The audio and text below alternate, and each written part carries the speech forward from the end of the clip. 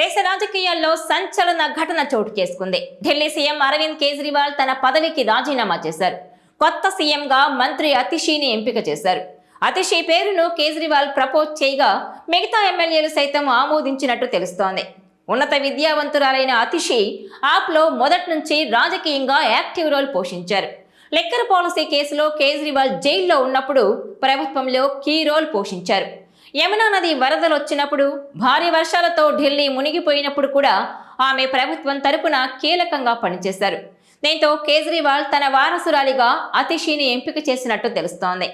అయితే ఢిల్లీ సీఎం పదవికి తాను రాజీనామా చేస్తున్నట్టు కేజ్రీవాల్ ప్రకటించినప్పటి నుంచి సీఎం పీఠం ఎవరిని వరిస్తుంది అన్న ప్రశ్నపై తీవ్ర ఉత్కంఠ నెలకొంది. అతిషీ సహా ఆప్కు చెందిన మరో 5గురి పేర్లు రేసులో వినిపించాయి. కేజ్రీవాల్ తన భార్యకు ఆ బాధ్యతలు అప్పగించే అవకాశం కూడా ఉందని వార్తలొచ్చాయి. చివరికి అతిషీ పేరు ఖరారైంది. ఆప్ శాసనసభాపక్ష సమావేశంలో అతిషీని సీఎం చేయాలని నిర్ణయం తీసుకున్నారు. అతిషీ పార్టీతో పాటు ప్రభుత్వంలోనూ కీలక నేతగా ఉంటూ ఆర్థిక, విద్య, పీడబ్ల్యూడీ సహా 10కి పైగా పోర్ట్ఫోలియోలను నిర్వహిస్తున్నారు.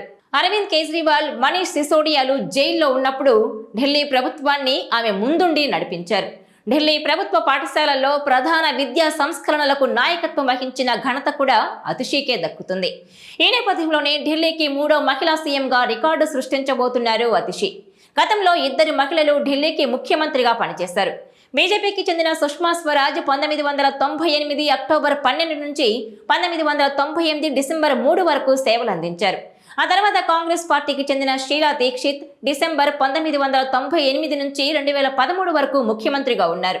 ఇక ఇప్పుడు ఢిల్లీ సీఎంగా బాధ్యతలు స్వీకరించబోతున్న అతిషీ పొలిటికల్ జర్నీ చూస్తే ప్రస్తుతం ఆమె ఢిల్లీ కేబినెట్ లో ఏకైక మహిళా మంత్రిగా అత్యధిక మంత్రిత్వ శాఖలను చూస్తున్నారు.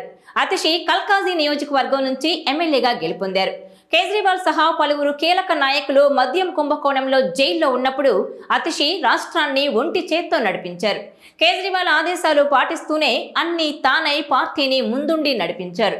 ఒకవైపు కేంద్రం ఆరోపణల్ని బలంగా తిప్పికొడుతూనే మరోవైపు ప్రజల్లో ఆప్ పట్ల వ్యతిరేకత రాకుండా కూడా అతిషీ చర్యలు తీసుకోవడంలో సక్సెస్ అయ్యారు. లోక్సభ ఎన్నికల సమయంలోనూ కీలకంగా వ్యవహరించారు.